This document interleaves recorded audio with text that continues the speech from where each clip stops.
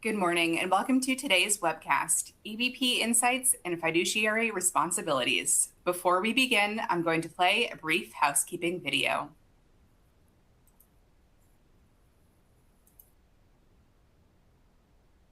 Welcome and thanks for joining us. Our webcasts are designed to help elevate your business performance. Transform your future for the better with advisory solutions tailored to your vision and supported by our collective technical resources. Our presentation will start in a few moments. Before we begin, here are a few things to keep in mind. You can customize how you both view our presentation and interact with the presenter. For better viewing, close all other applications and turn up your speaker volume.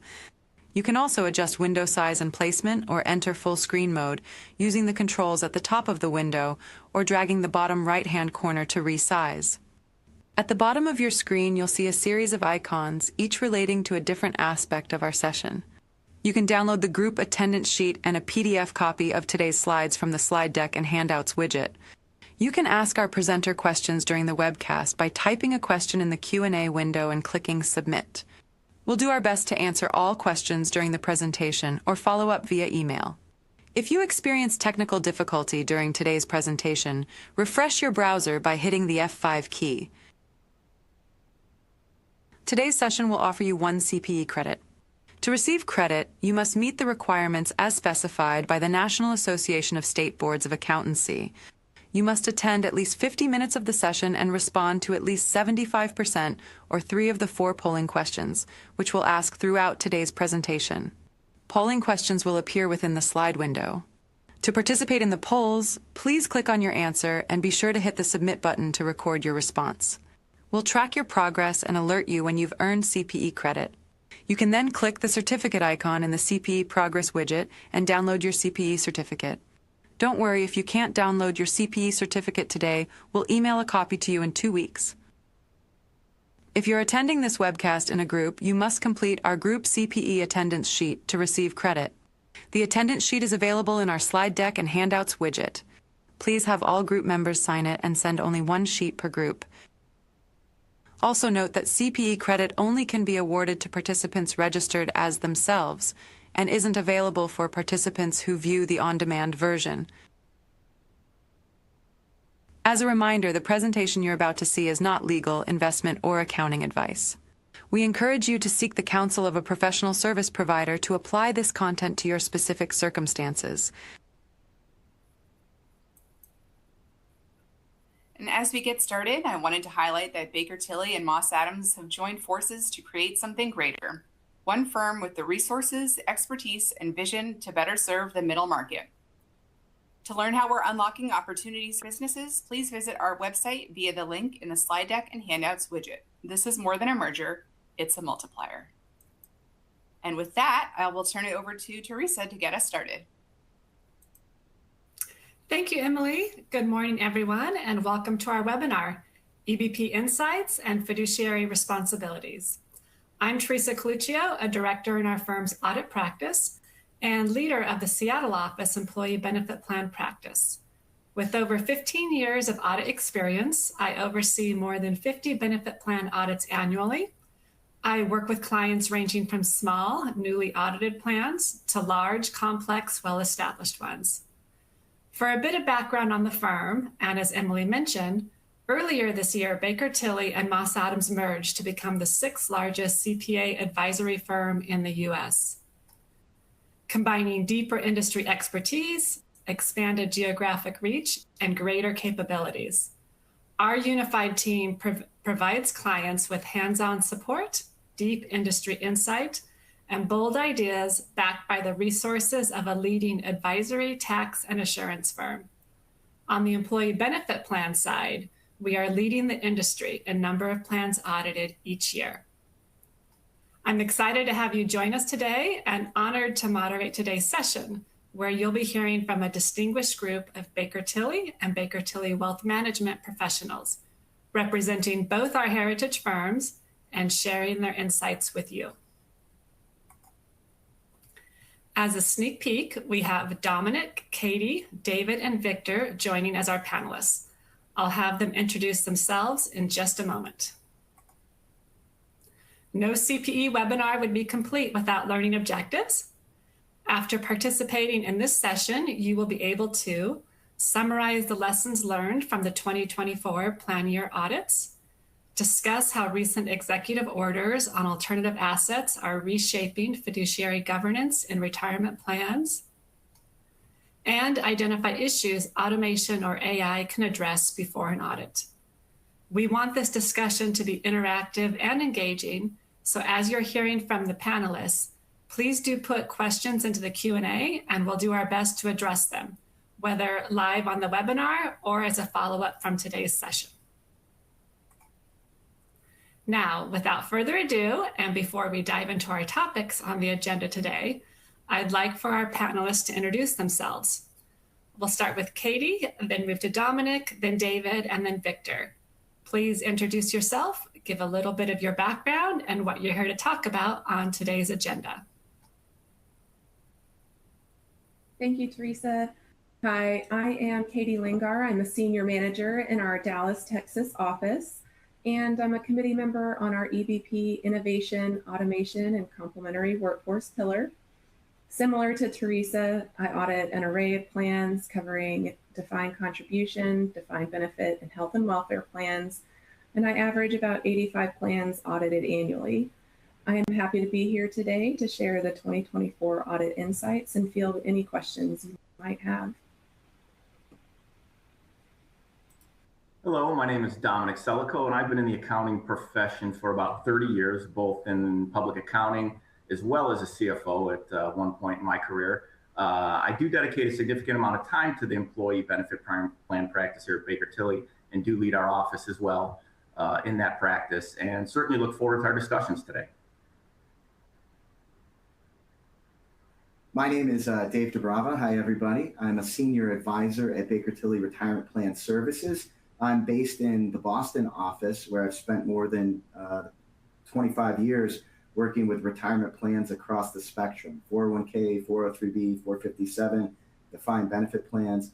Really, my role and our role of our team has been to help committees design their investment menus, build their governance structures out, but ultimately help them document their prudent fiduciary processes. And so today, my focus is going to be on some recent executive orders issued by the Trump administration and how they might potentially intersect with responsibilities for plan fiduciaries, specifically around alternative assets and their role in defined contribution plans.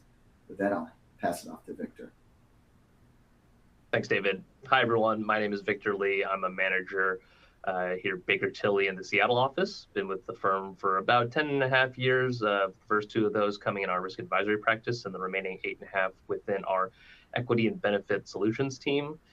We help build solutions for companies to help manage and automate operations within benefit plans and equity compensation plans. And I'm excited today to talk about the value of automation and AI can have, not just for the plan audit, but for your employee benefit plan as a whole as well. Great, thank you all for the introductions. Are you ready to get started? All right, I see some yeses. Let's kick off today's session and have Emily launch our first polling question. All right, our first question of the day: which of the following best describes your role? A, HR or benefits professional; B, finance and accounting professional; C, service provider to organizations with employee benefit plans; or D, other. And if you select this, please do share with us in the Q&A what your other option is. So I'll give everyone a few moments to respond on our first poll today. To participate, please click the option that you choose and hit submit.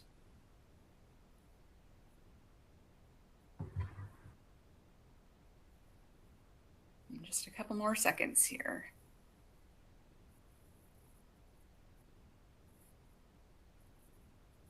All right, let's go ahead and take a look at the results. And Dominic, I will turn it over to you. Wow, we have a ton of finance and accounting professionals and a smattering of other people.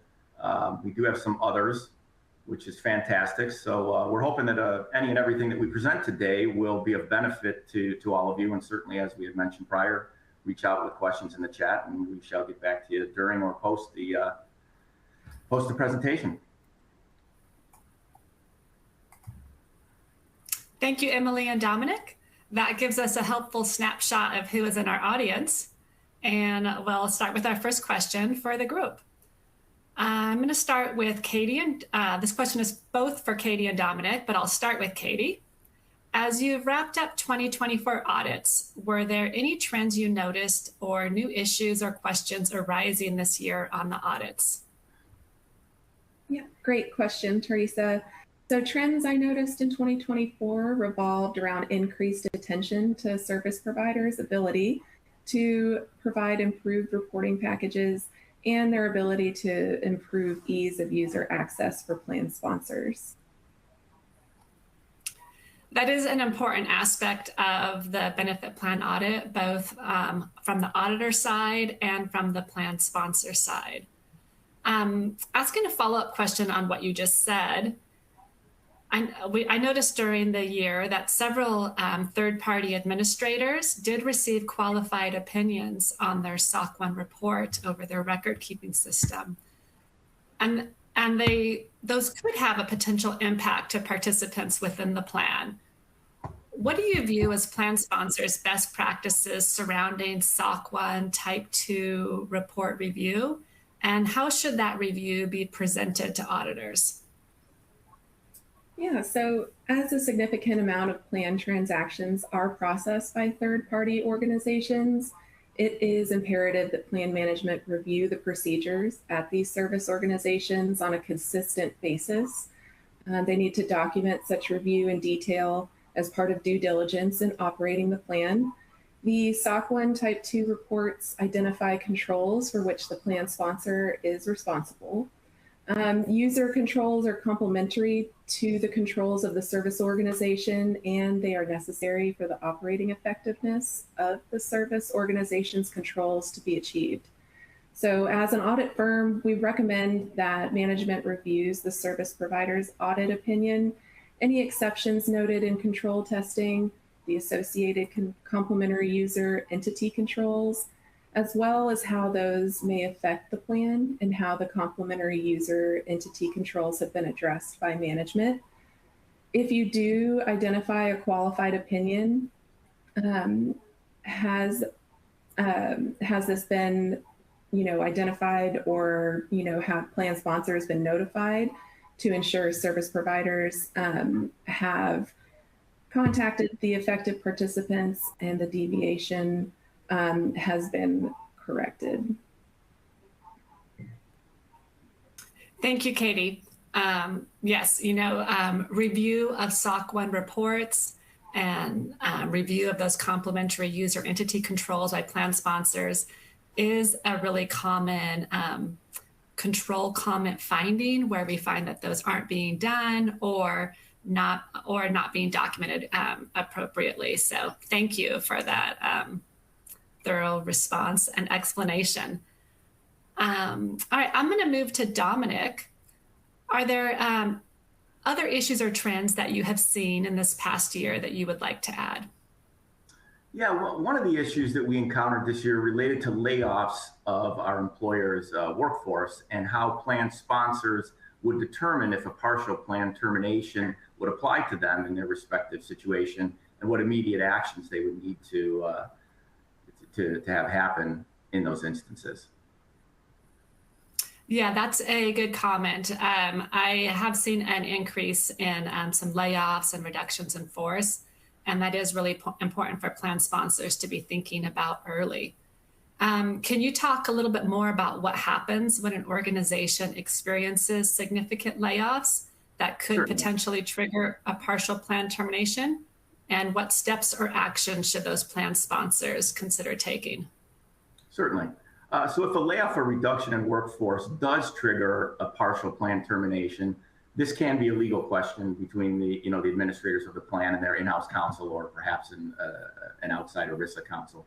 But in general, if the reduction in workforce is more than 20% of the total employee population, it is likely to trigger a partial plan termination. The IRS does not consider, however, routine turnover during the year, for instance, in industries that do have a lot of turnover, to be terminations for purposes of the consideration of a partial plan termination. So if participants in your plan are fully vested in all the monies, all components, their own, the employee contributions as well as the employer, this likely will not affect you. However, if participants are not fully vested in employer contributions, this would affect you.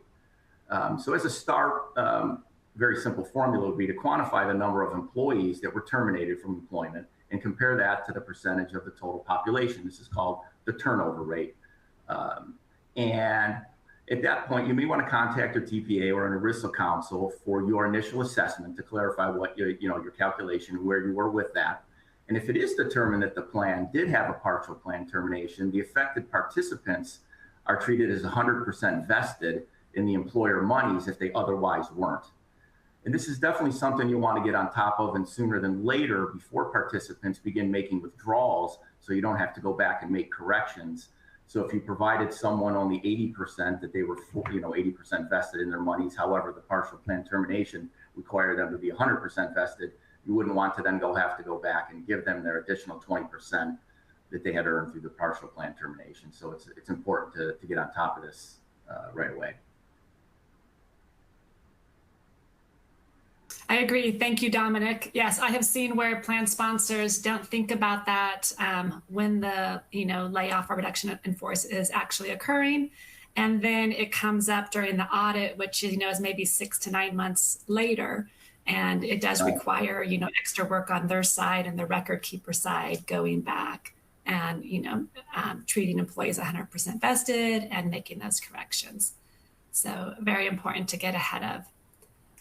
Victor, I'll move to you now.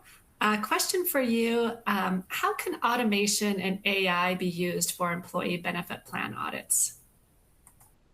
Yeah, I'd say automation AI are really good at promoting up like a self-audit, we can say, of your plan before the audit even occurs. So automation, right, is very useful to take the same formats of data, apply logic, and then create reconciliation reports that you can use to find discrepancies between your provider and your HR and payroll systems. I think this is something that we'll dive into a little more as well, but having these continual checks is very good, obviously, for your plan and preparing yourself for the audit, so you're not surprised by any of the findings. I think with AI, we see something similar with machine learning and finding outliers in certain data sets and having that kind of more broader look to find certain instances where data might not just be quite the same or is a little different here or there. We have also seen more for firms, less so for clients, but other firms are introducing AI tools to help the actual plan audits themselves, like reviewing plan documentation and amendments and combining multiple sources of data to make sure they tie together. So all of this idea too of kind of getting all your information tied up together and making sure that you are seeing hopefully these kind of data discrepancies or defects before the audit happens is where I think automation AI, they do it a little differently, but I think that's where we really see the benefits to the employee benefit plan audit area.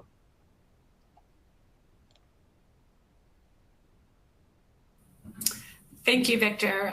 Yes, that makes a lot of sense. It's important that a common area for differences is in data between plan sponsor records and record keeper reports, and those are common audit findings.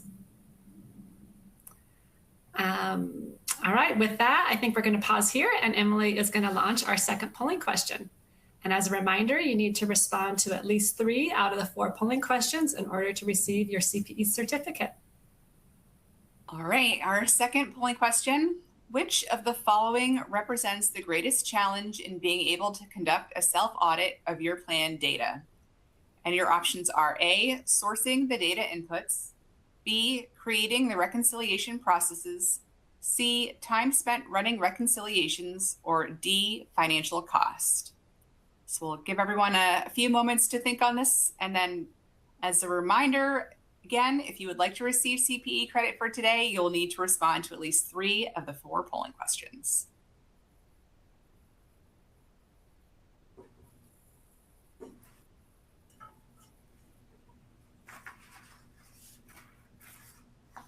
just a few more seconds to get your responses in on this second question. All right, let's go ahead and take a look at the results. And Victor, over to you. Thanks, Emily. It looks like the time spent rendering reconciliations is the most popular answer, but I'm very interested to see that it is kind of a smattering here with the sourcing of the data inputs, creating the reconciliation processes. I mean, all those are within, the kind of top three, and the financial cost too also being called out. So I'm hopeful as we continue this conversation too to help get everyone to think about, what those processes could be, and maybe talking about how potentially the time spent could be lowered with some of the methods and processes that we'll be talking about. But with that, I'll pass it again over to Theresa to continue our conversation. Thank you, Emily and Victor. All right, let's switch gears a little bit and talk about executive orders and fiduciary responsibility. David, what can an executive order change on its own, and what still requires notice and comment or Congress? Yeah, executive orders can sometimes be misinterpreted within the retirement plan industry. Essentially, an executive order sets policy direction and deadlines for agencies. Material changes that bind plan sponsors typically require regulation or statutory change. Executive orders can prompt the Department of Labor to rescind or issue compliance assistant releases or advisory opinions, which can influence expectations but still operate under ERISA's existing framework. So essentially, it's not law. They don't establish law, but they're signaling where the administration wants to go with certain policies. Okay, thank you, David. That was really helpful. After the 2025 executive orders, what do you see as the biggest operational hurdles to adding alternative investments and cryptocurrency in defined contribution menus? So when we start to think about some of the recent executive orders that were issued from the Trump administration, I think we have to jump in our time machines and go back to the year 2022. So if I had a DeLorean with a flux capacitor and we could hit 88 miles per hour, I'd take us all on this webinar straight to March of 2022. And that's when the Biden administration issued Executive Order 14067. And part of that order basically used a risk-first approach when talking about alternative assets and digital currencies in 401k plans. It was a very cautionary message, which ultimately, I would say, discouraged plan sponsors from adopting these types of investments in their 401k plans. If we jump back in that time machine, when we went straight to January of 2025, right after Donald Trump took office, you would notice that one of the first things he did is issued Executive Order 14178, which essentially revoked the Biden administration order. Ultimately, it's been a tale of two cities between the two administrations. And really, Trump's executive order really focused on a growth and innovation type framework, especially around alternative assets and digital assets, digital currencies, and plans.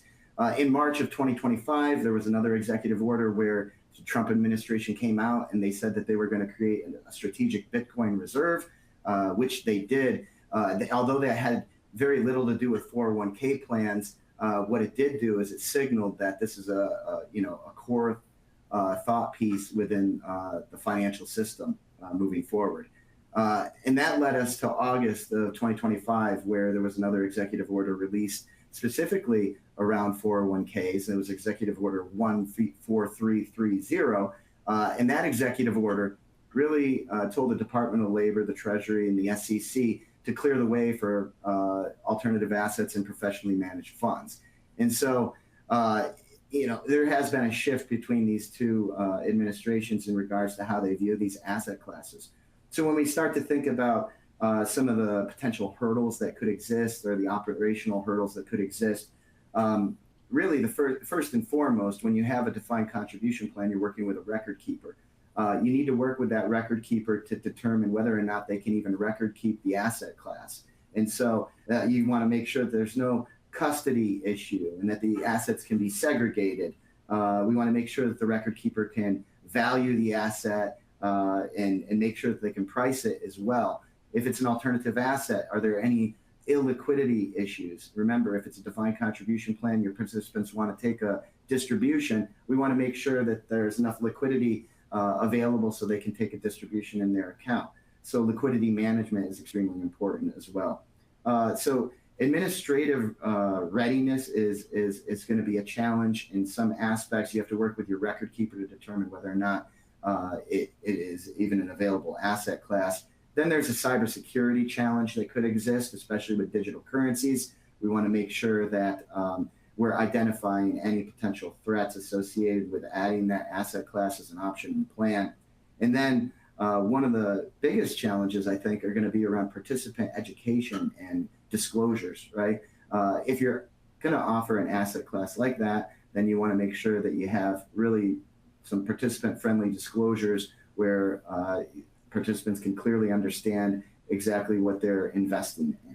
So I think that that's probably some of the, that probably highlights some of the biggest obstacles that could exist, especially when adding alternative assets or digital currencies to plans in the future.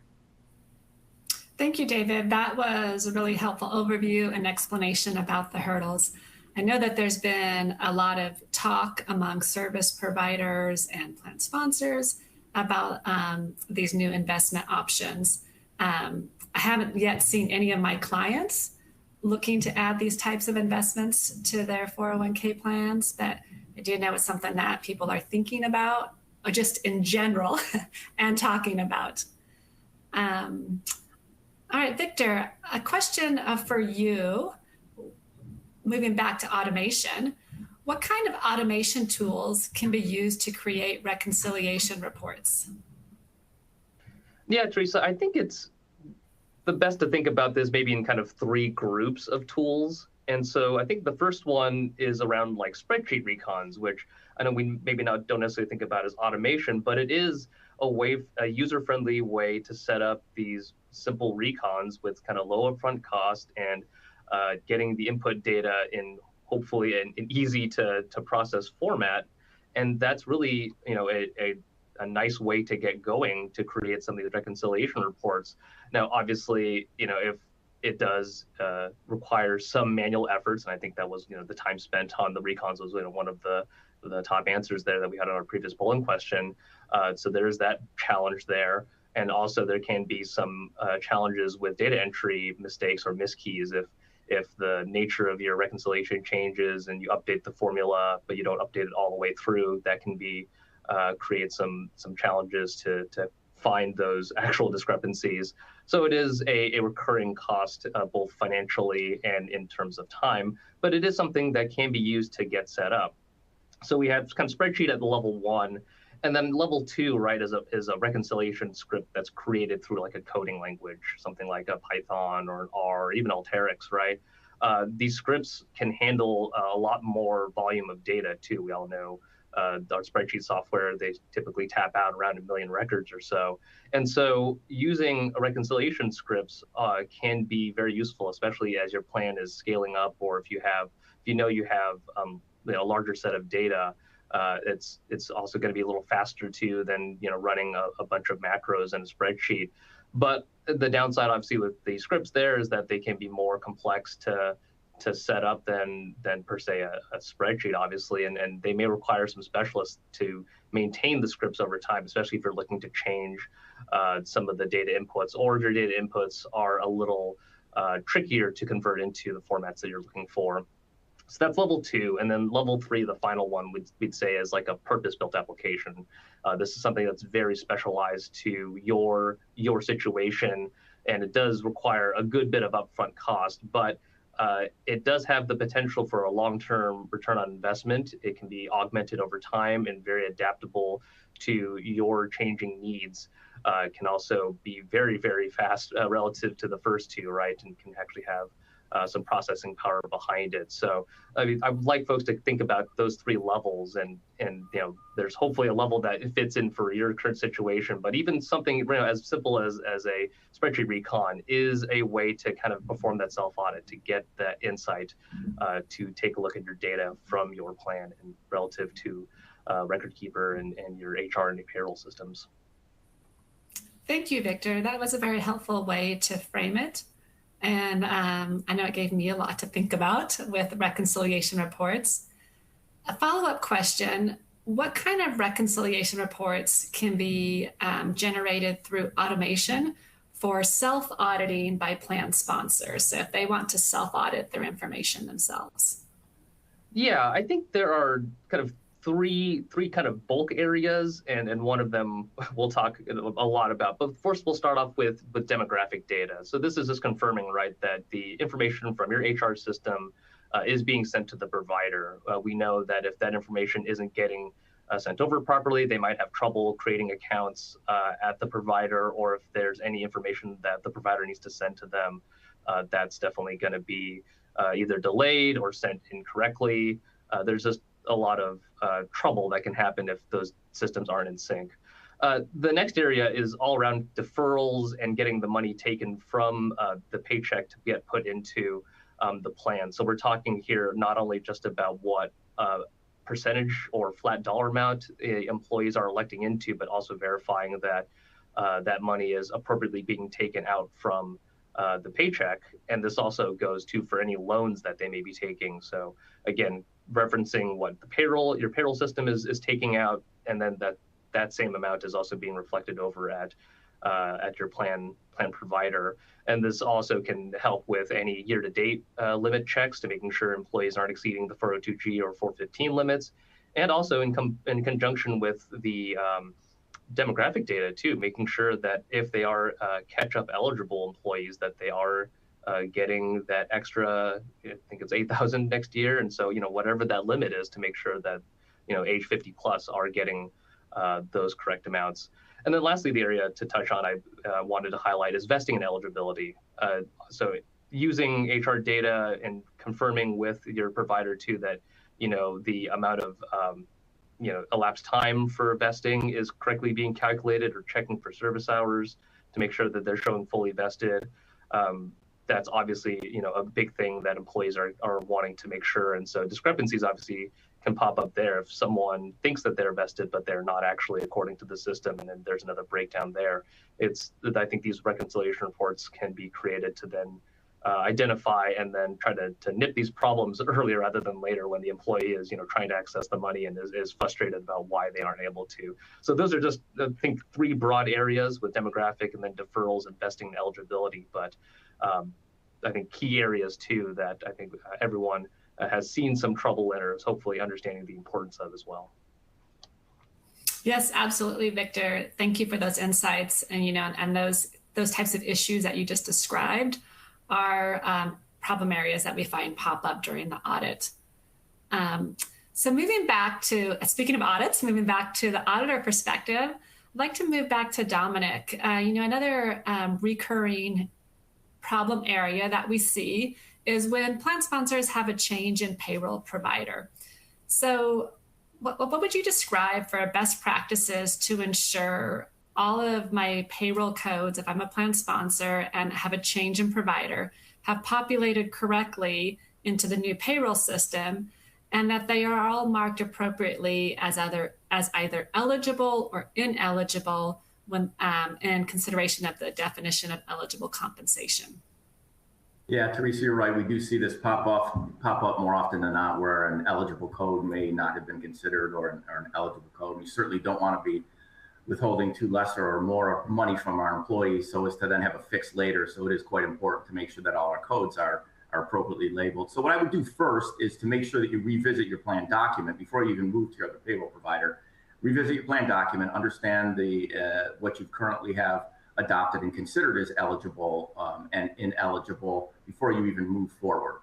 And then I would provide all the existing codes that you have to your new payroll provider, have them inputted into their system. This is before you're going live, and make sure they send something back to you, so as for you to audit what they have included for consideration of eligible versus ineligible. And then you may want to do a test run of the payroll data with your new payroll provider, testing out probably all the codes and different folks that they're associated with and the way that the payroll system's set up so as to appropriately capture those. And then once live, certainly with everything that we do, we always recommend a review process of everything before paychecks are sent out or payroll would be finalized. So it can be a little bit of a cumbersome of a process, but certainly when you're switching a payroll provider, that would definitely be one of the things that you'd want to get correct as to the appropriateness of the codes as to their eligibility or not for participation in the plan. Yeah, and to piggyback off what Dominic said, some of the payroll service providers are able to generate a legend or a key that lists wage source codes and whether or not those have been marked eligible versus ineligible. So that is also a great tool to review and align with plan document elections during the migration process. Thank you, Dominic and Katie. That was really helpful. Another question for you, Katie, and this is something that we see pop up during the audit, and is discussion around the classification of investments within the fair value hierarchy. How are plan sponsors ensuring that classification of investments within the fair value hierarchy are properly classified and defined? And how can organizations proactively address these challenges moving forward? Yeah, so as the plan sponsor is the primary fiduciary of plan oversight, and they're responsible for accurate reporting and presentation, it's important that the retirement committees understand the investments they're electing to make available within the plan. This can be completed in several ways, so they can have discussions about classifications with their investment advisor. If the investment is level 2, 3, or net asset value at practical expedient, the retirement committee should be reviewing the investment's annual report. This will provide insight for appropriate classification, ensure appropriate disclosures are properly supported. So for example, if you have a common collective trust reported as net asset value at practical expedient, the annual report will relay redemption frequencies, notice periods, or if you have partnerships, the limited partner statements may provide unfunded commitments for those investments. If the plan does have a level 3 investment, like a real estate investment, which have been very popular within our defined benefit plans, it's important to establish a valuation policy that outlines the plan's intent to revalue those assets and the cadence that it will be performed at. Thank you, Katie. That was a really helpful overview and structure to provide for how plan sponsors can think about that. Sometimes they don't even know where to start, and it's really not something that they are thinking about. And so now it's time for our third polling question. All right, our third question. I feel confident that the investments within the fair value hierarchy are properly classified and defined within our plan financial reporting. And your options are A, yes, B, no, or C, our plan administration would benefit from additional guidance in this area. So we'll give everyone a couple moments to make their selection. And for those of you that would like a copy of today's slides, you can download them from the folder that says slide deck and handouts. We will also be sending the slides and recording via email after the webcast. Just a couple more seconds on this before I close it.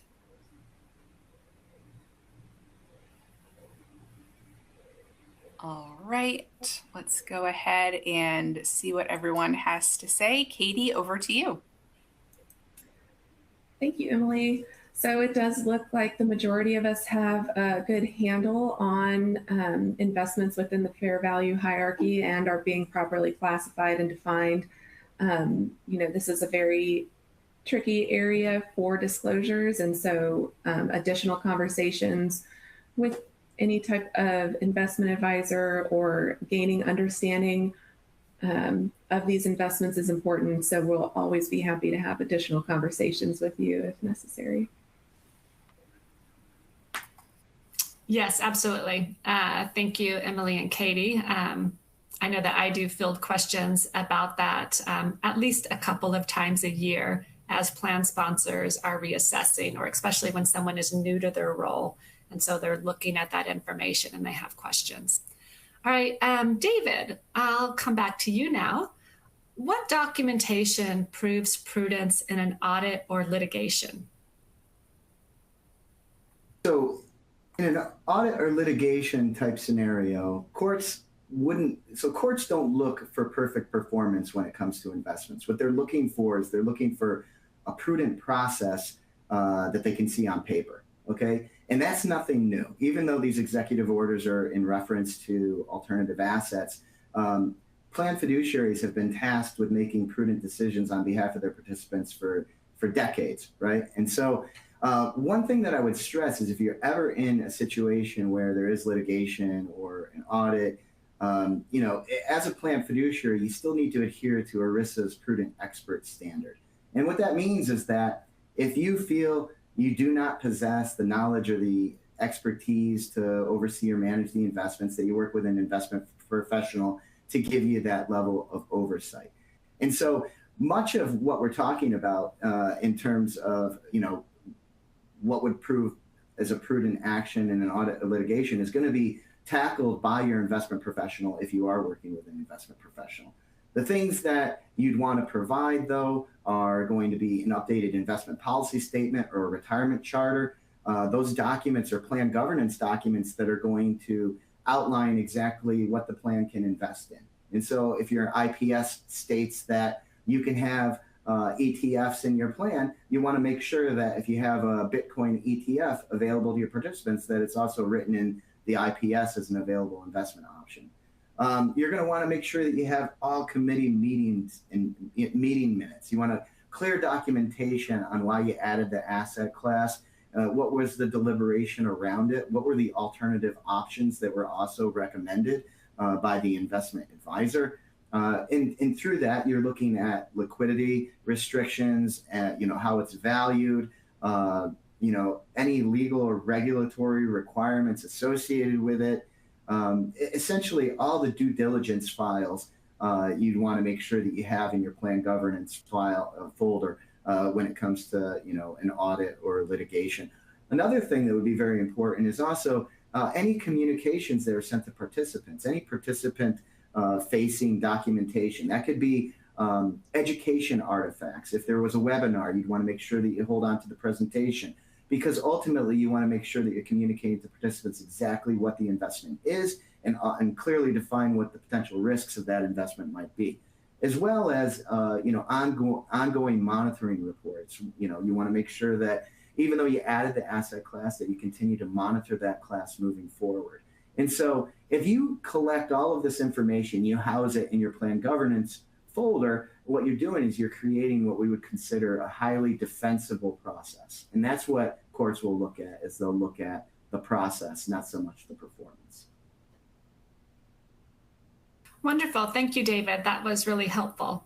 And I know that that's a concern for plan sponsors and retirement plan committees. So a follow-up question or a slightly different topic, but related.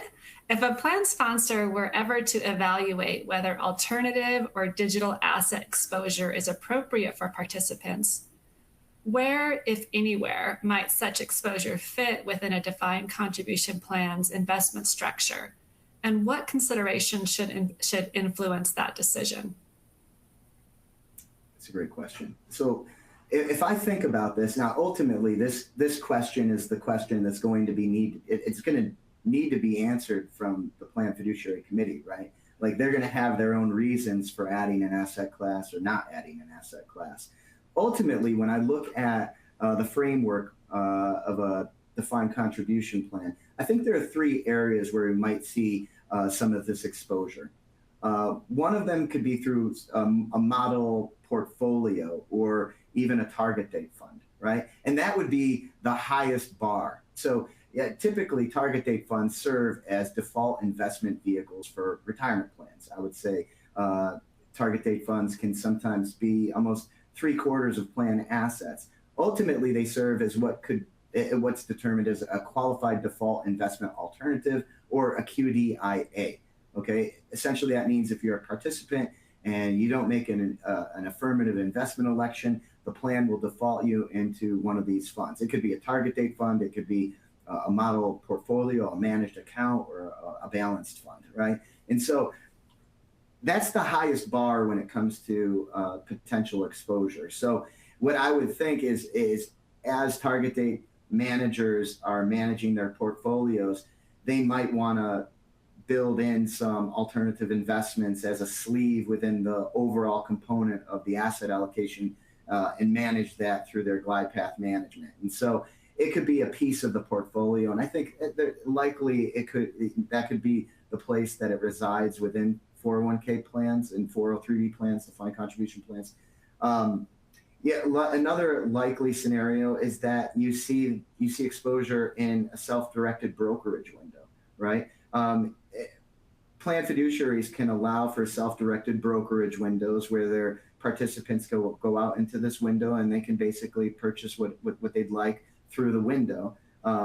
It's not a free pass though, so plan fiduciaries should have some guardrails set up through that self-directed brokerage window, and make sure that they're monitoring for any potential red flags as well.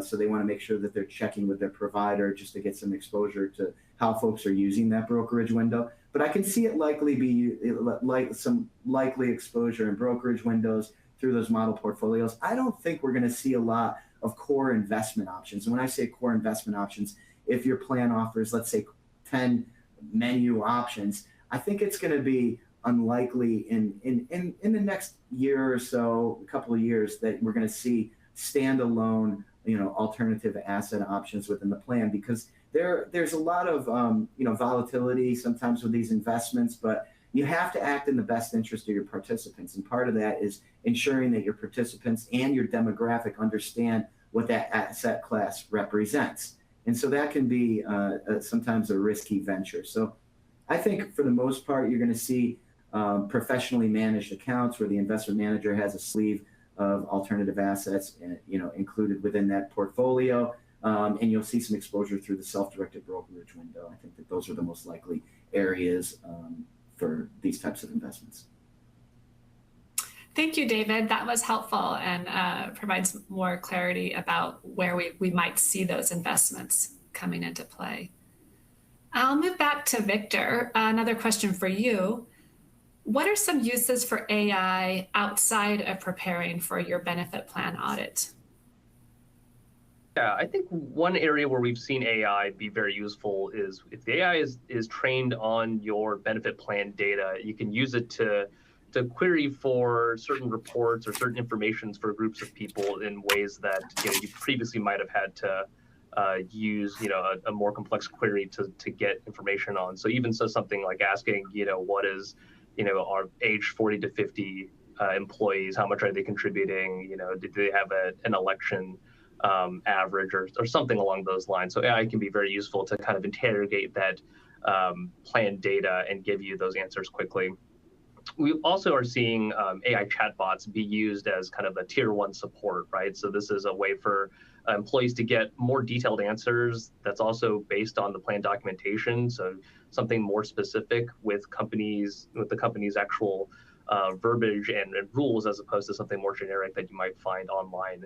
And so along with that too, we've also seen the employees have their using these chatbots to get more advice or more information rather about how much they need to contribute to hit the limit within the remaining amount of time, or what's their current how many more payments they have left on the within the year to hit the limit. So I think a lot of this for AI is the ability to kind of solve some of these tier 1 support questions, and really frees up the team to work on more longer term objectives and more strategic planning, so that you're not having to spend a bunch of time answering those kind of questions from employees. Thank you, Victor. That makes a lot of sense. What other benefits for plan sponsors do you see for using automation tools? I think automation tools just help make the employee experience a lot better, and just helps give you as the plan, the plan admin, just more comfort that your plan is operating effectively, and therefore, as growth happens too, that your operations are continuing to run smoothly. I think one other thing to think about with automation is that it can be adapted to respond to any new plan changes or any new legal requirements that you might be introduced. For example, if your plan is looking to add another election type for a separate catch-up election or a specific bonus one, you're able to audit that and make sure that the employees are getting the money again properly taken out. We saw this too in 2020 when the CARES Act was passed, and the CARES Act alone could be taken so that the employees could take another loan on top of a loan that they had in place potentially. So being able to then quickly modify automation tools to make sure that that amount of money also was being handled appropriately. So automation tools, I think, just overall, are just a good check to make sure that, again, operations are running effectively and therefore your employees are happy with it. That I think is really the biggest thing to highlight. That makes sense. Thank you, Victor. Yes, the plan sponsors that I see that are doing those self-checks, it's really creating a lot of benefit for themselves. And so then utilizing automation to help them with those self-checks and self-audits would really provide a lot of value and, save time and provide more accurate results. All right, David, this is the last question of the morning before we launch our final polling question. What should fiduciaries consider when adding these alternative investments or cryptocurrency type of investments? So we have this cool little I don't know if it's a logo or math equation, but P to the sixth power, which is the power of prudence. And what that means is really it's just an outline for a defensible, prudent process. It's purpose, prudence, plumbing, protections, participant communications, and paper trail or paper documentation. And ultimately, if you're going to be thinking about adding an asset class like this, you want to cover each of these areas. The purpose piece is, why are you adding it? What are you solving for in your investment portfolio? Are you adding the alternative investment for diversification, for an inflation hedge? You really need to determine why you're adding it. Is it one person asking? Is it a group of folks? Will it help your participant base create more diversified portfolios? So you have to really answer the purpose question first. Then it's the prudence, and that's where an investment professional can help you. It's all the due diligence reports, the screening criterias. They're going through all, the record keeping platform, which also goes into the plumbing piece, because we want to make sure that the record keeper can clearly reflect the asset class on the record keeping platform. Can they value it so your participants can see their account balances, right? So you have the prudence, which is the reporting, the plumbing, which is the record keeper and how they value the asset, the protections, that's the cybersecurity piece, right? We want to make sure we completely understand the risks associated with adding the asset class. And then participant communication, all those education artifacts, the disclosures, the updated language, you want to make sure you capture all of that and think through that as well, what potential challenges may exist. And then ultimately, paper trail and the documentation is you want to document all of this, everything that I've talked about, and the decision-making process and the deliberation on the types of asset classes and maybe funds that you were thinking about adding, and why you didn't add certain funds and why you added these funds. If you can keep the power of prudence very strong and hit each of those areas, then you're going to have a very defensible, prudent process. And so, I think that if you're a plan fiduciary and you have to consider whether or not you're going to add an alternative investment to your portfolio as a core option or even as a piece of a model portfolio, you want to make sure that you're answering each of those questions. if you do that and you document your decision making, then I think you're going to be just fine. Thank you, David. P to the sixth, I love it. And that's a helpful way to think about and remember all those P words, important aspects. P to the sixth power, the power of prudence. I like it. Very important. And, that is a fairly common finding in benefit plan audits is retirement plan committees not maintaining minutes of their meetings. And so that is part of it that David was just talking about, is the documenting. And a lot of times they are taking the appropriate steps. They're just not maintaining the documentation. So just a little bit more effort in keeping those minutes and retaining them. And it can go a long way. All right, we are approaching the end of the hour. I can't believe how fast that has gone. I'm taken away so much great information from today's discussion, and I hope our participants are as well. Emily, we're ready to launch our fourth and final polling question. All right, our fourth and final polling question: is your organization considering adding alternative assets or crypto investments to their 401k plan? And your options are A, yes, it is something the retirement plan committee intends to do. B, no, we've discussed and have no intentions to add those type of investments as an option to participants. C, maybe it has been discussed, but decision has not been made. Or D, I don't know. And as a reminder, once you have completed all CPE requirements, you'll be able to download a PDF of your CPE certificate from the CPE progress window. And then just a few final moments on our final poll here.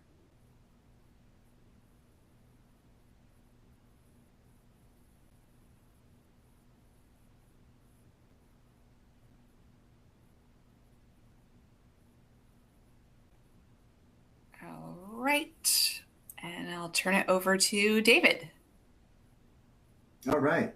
Well, looking at these results, seeing that 46.3% say no, they've discussed and have no intention to add these types of investments as an option for participants, that doesn't surprise me. I mean, when we're talking about these alternative assets, we're talking about, some potentially very volatile assets that really need some firm understanding, right? You want to make sure that you're protecting your participants' retirement plan assets. Now, keep in mind, where we are right here in December of 2025, the landscape of the 401k, defined contribution 403b industry might look a lot different in 10 years from now. And so what I would say to plan fiduciaries and committees is that you work with your investment professionals, and when there's these legislative updates or these executive orders that are released, that you have those dialogue, the dialogue in your retirement committee meetings, and you document the conversations that you're having around these, alternative investments or even these executive orders, and just keep the conversations going. And so you do that, you're going to be a very successful committee. And so I think that these results are essentially what I had anticipated. Thank you, David. That was really helpful. All right, we are at the end of our allotted time for today. We do have a few slides that bullet point the key takeaways from today's discussion. I know that there was a lot of things said and a lot of ideas talked about, so these key takeaway slides will be helpful to bullet point these for you. If you do have any follow-up questions, I encourage you to reach out to us. We do have our contact information included at the end of the presentation. This is the key points Katie and Dominic shared on lessons learned from 2024 audits. These are the key points that Victor discussed on automation and AI. And last but certainly not least, we have 2 slides for the key points that David shared on executive orders and fiduciary responsibilities. We also have links to resources for additional information on topics discussed during today's session. These resources are also available directly from this platform. Please do feel free to reach out to myself or any of our panelists with your questions and to continue the conversation from today.